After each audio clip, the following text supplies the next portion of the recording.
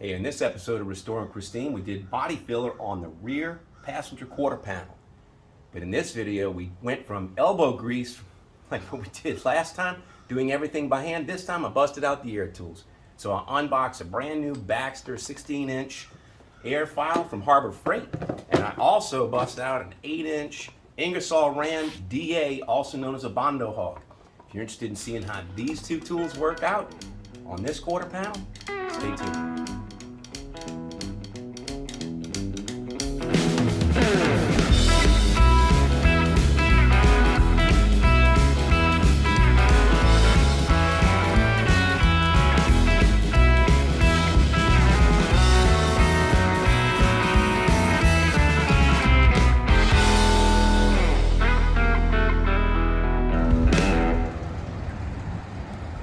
Of course, you know what this means. This guy. He's going home. Good morning and welcome back to Restoring Christine. My name is Bill. This 56 Bel Air. Her name is Christine. This channel is Restoring Christine. It's the video blog where I'm rebuilding this 1956 Chevy Bel Air, a car that I've had for many, many years. It's a long journey. It's all do-it-yourself, by myself, my own two hands, in my own garage. All do-it-yourself. Video blog documenting this build. So last week we started with body filler. We started on this door, on this passenger side door, and I did everything by hand. And this is tiring. I mean, you gotta want this. You gotta really want this. Well, a lot of the comments had a lot to do with don't do it by hand, use power tools. And I had people trying to tell me about various power tools that were available to me and other hand tools that would make the job a little faster. So let's go over that a little bit. So last week, as I was decking and blocking this door, I was using a Durablock that's about 16 inches long or so. And I was illustrating how you need something this long to bridge over waves if you want this to be perfectly flat. So I sanded all this by hand. I started with 40 grit, then 80 grit, then 180 grit, and got it mostly flat. It's got a couple little flaws that I still need to deal with, but for the most part, this door is 90% of the way there already. So one of the comments that I got back was, don't do this by hand, or if you are gonna do it by hand, hey, use a cheese grater. Well, I have cheese graters. I have a cheese grater that I've had for many years, and you use this to knock down the Bondo, the body filler, with the first cut, and some people call it a rasp.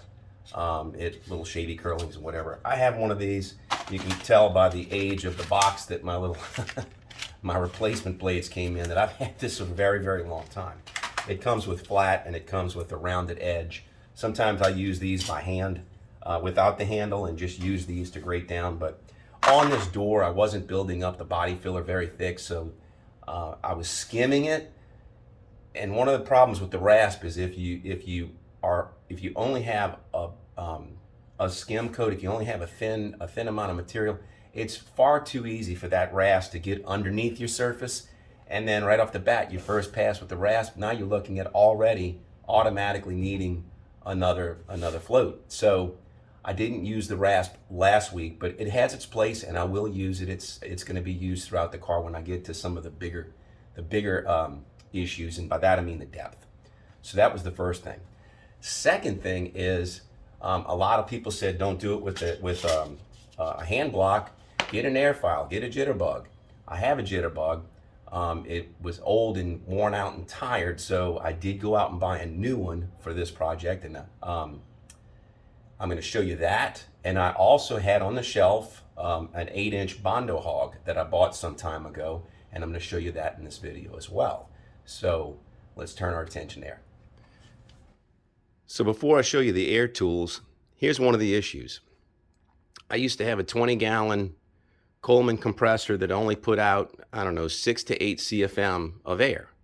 5 horsepower compressor, and it would drive some tools for 30 seconds, and then you'd sit there and wait for the compressor to catch up. So for this project, I committed to buying a single stage 60-gallon Quincy air compressor.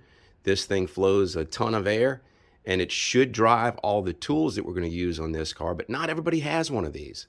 You know, so this is a luxury. And so part of what I was showing last week was that, you know, if you're going to do it by hand, you can, and it's going to wear you out.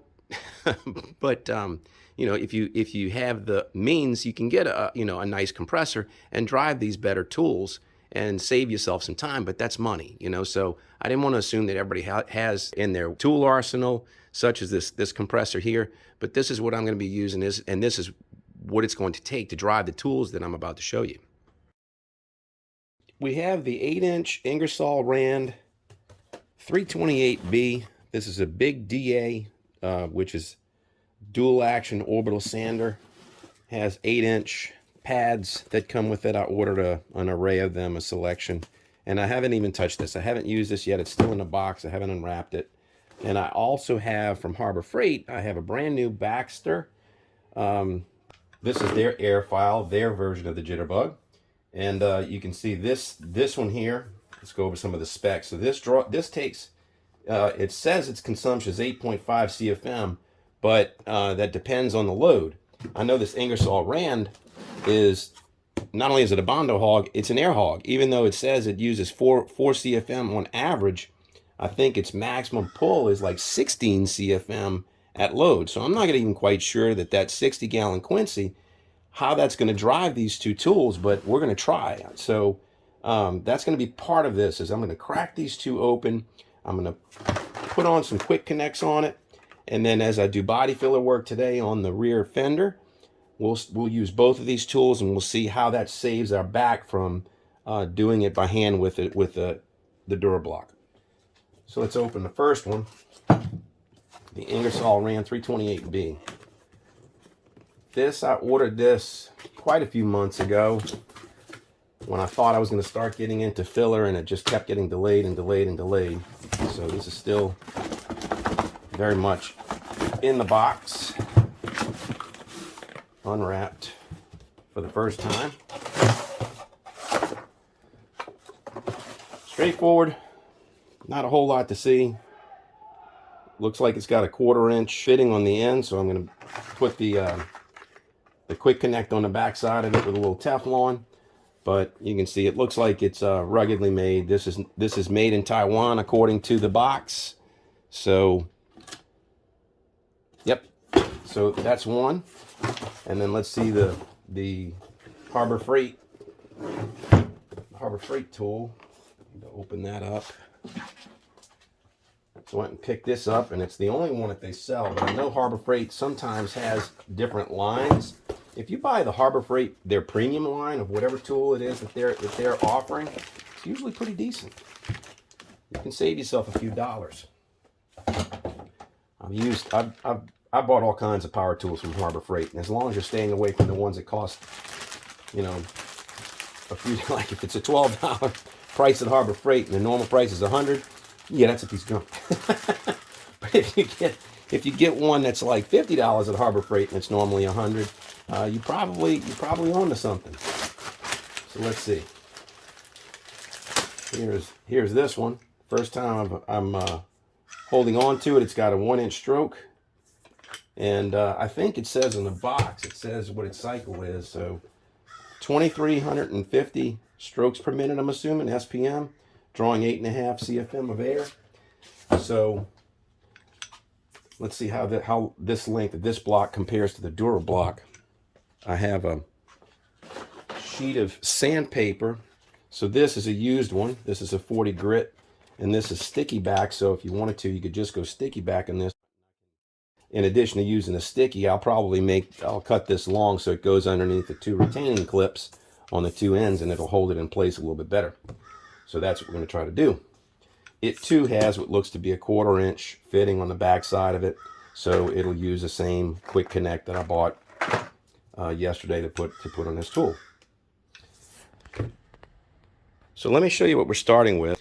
What I have in my hand right now is a sheetrock taping knife.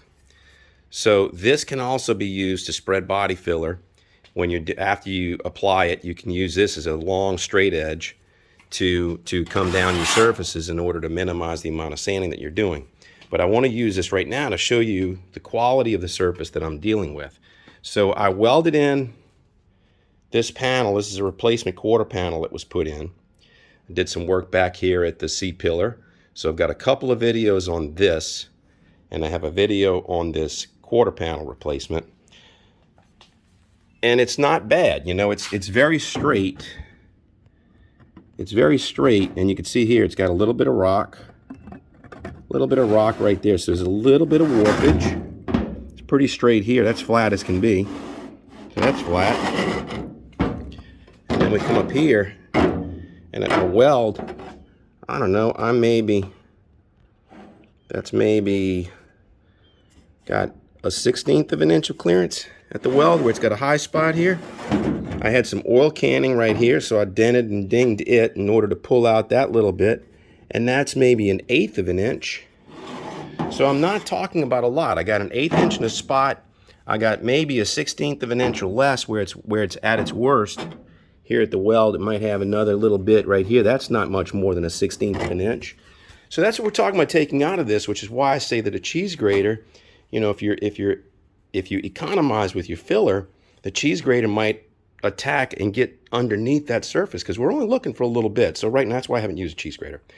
But I'm going to go ahead and sand this down roughly, and then apply my first coat of filler, and then we'll go ahead and bust out those air tools and see how they work.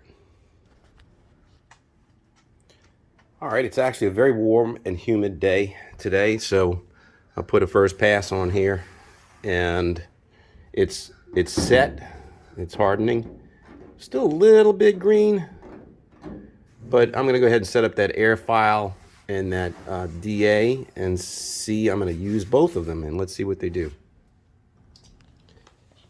Okay, the first thing I noticed with the air file is that my pre-cut, it's the way they sell this, they sold this particular 40 grit.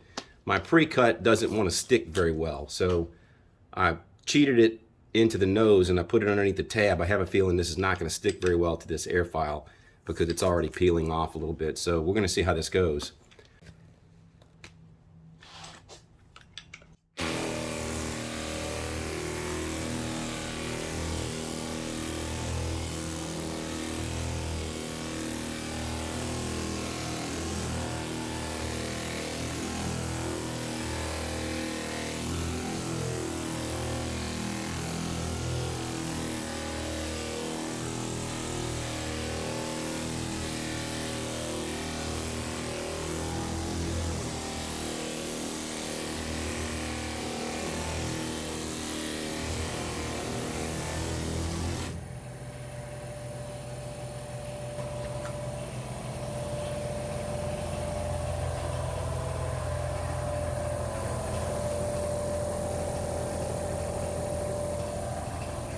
All right, just in that short little bit of time, we went from 145 PSI, my compressor was static and it was full. And just in that little bit, that big 60-gallon compressor just went through that much air where it kicked on. It tripped at about 110 PSI, I think 115 is maybe where that switch triggers.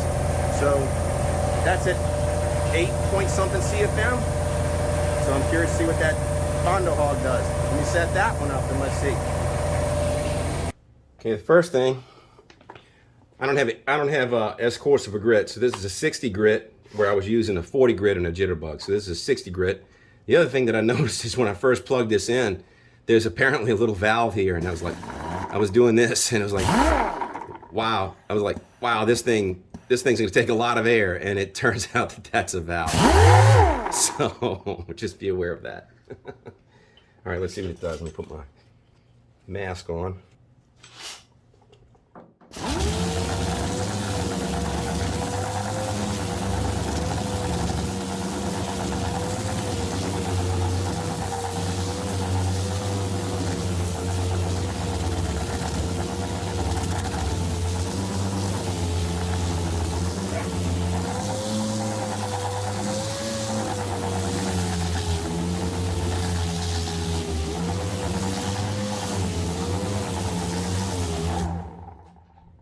Waiting for the air compressor to kick on.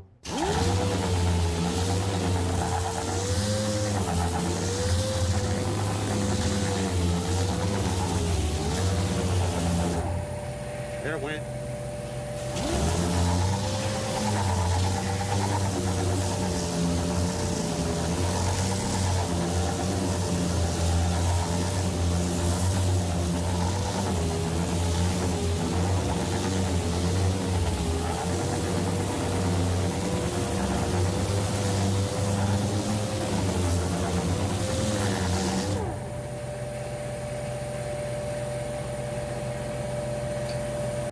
I just waited for the compressor to cycle. And exactly what I was worried about is what happened. So I'm looking at the cut marks, and the cut marks are pretty much throughout. I've got a couple of spots where it didn't hit. The air file, which I only took it down a part of the way, is flat, and it is this long. The DA is half as long as the air file. In fact, it's even less. So, yeah, this is a 16-inch board, and this is an 8-inch air file. I mean, 8-inch DA. So this DA in 8 inches is riding the wave. So I'm looking, and I got cut marks right here, where if I put a straight edge on it, that's a dip. So it's already cutting into this, even though that's a low spot. I don't know how useful that air hog's gonna be. Tried and true, a jitterbug. Gonna be the way to go. It'll definitely save my forearms. I'm sure I'll find a use for that Bondo Hog somewhere in the project, but it looks like if I'm dealing with flat panels, you need flat to flatten flat panels. So that's what we're gonna do. Let me continue working on this, and let's see if we can't get this fender done today.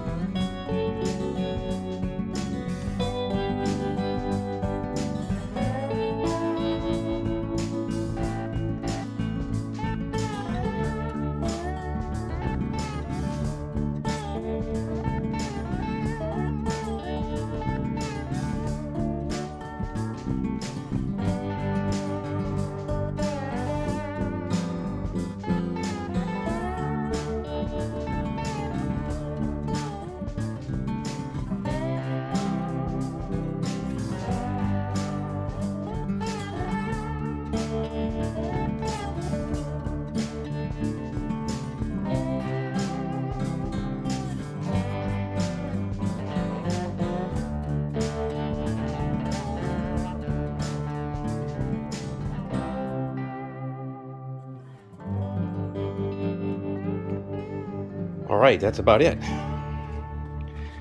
Got it done. Blow it off a little bit.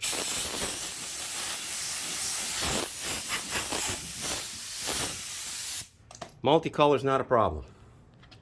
You know, that's where you can see the feather fill filled in where the base fill was lacking a little bit. But if this was all solid feather fill as far as color, then maybe there's a little bit more depth that I have to sand through. So I'm satisfied with this. We're almost to the point where I can prime it and then figure out what more needs to be done. Let's see if I can't get you right on the edge and you can see how these lines are building. I mean, there it is. Straight, straight, straight, straight. And why? Because we're using long flat surfaces. That's why. We're sanding with long flat surfaces that don't ride in the valleys. They span the valleys, they ride the crests, and they level the crests down to where everything is in plane. All right, that's gonna do it. We got this rear quarter panel done. We did it with an air file. We did it with a Bondo Hog 8-inch DA, and we did it with a little bit of elbow grease with a hand block, a Dura block. And we also, we broke out the file for a little spot. I don't know if you caught that in the time lapse. I did have a spot where it got a little too hot too quick and it built up a little bit too thick and I was able to cut it down. But that's where the limitation of the file is right there. So I hope you got something out of this. Hope it's helpful to show you what these air tools can do. You know, my Quincy air presser did pretty well at driving both. I mean, it was keeping up, no problem. No problem. Wasn't cycling very often, but it was cycling. You know, so these two things require some air. I don't know that you can get, I don't know that you'd be able to get by with like a 20 or 30 gallon compressor, a little 5 horsepower compressor, but you can try. But anyway, so I hope you liked the video. If you're liking my videos, please give them a thumbs up. And if you're enjoying the channel, I'd appreciate a subscription. Until next time, take care of yourself.